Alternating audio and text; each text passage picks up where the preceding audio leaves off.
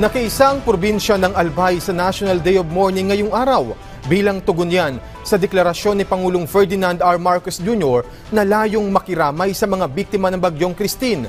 Si Gary Carillo ng Radyo Pilipinas sa Balitang Pambansa.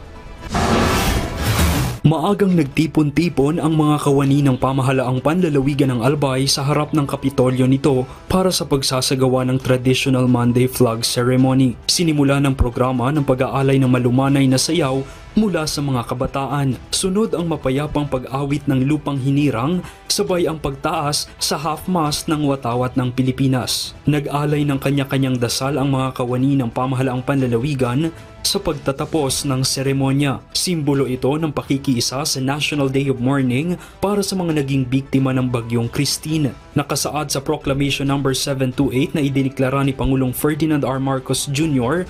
na ang National Day of Mourning ay pakikiisa sa mga nagdadalamhating pamilya ng mga naging biktima ng Bagyong Christine. Ayon kay Albay Acting Governor Glenda Ong Bongao, umabot sa 7 katao ang nasawi dahil sa mga naganap na landslide at pagbaha dulot ng nagdaang Bagyong Christine sa lalawigan ng Albay na kaagad nilang pinaabutan ng tulong. Bago po nag-undas ay talagang inatasan po natin ang ating PSWDO na libutin po lahat ng mga casualties para mabigyan ng 10,000 bilang tulong. Maliit na halaga pero alam kong malaking tulong po yun sa kanila.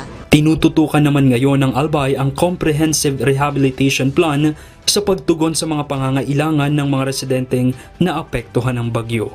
Yung Comprehensive Rehabilitation Plan natin, yun na po ang binubuo natin para ibigay po sa national government yung mga hindi po natin kaya. But yung mga kaya naman po natin, yung mga immediate needs ay patuloy naman na naibibigay up to now at gusto kong pasalamatan po ang DSWD dahil patuloy pa rin tayong binibigyan ng food packs kahit yung iba po ay wala na sa evacuation center pero alam kong kailangan pa rin naman nila ang ganyan na mga tulong. So huwag tayong mag-alala dahil nandito po ang Provincial Government of Albay, ang mga LGUs at lalong-lalo na po ang national government.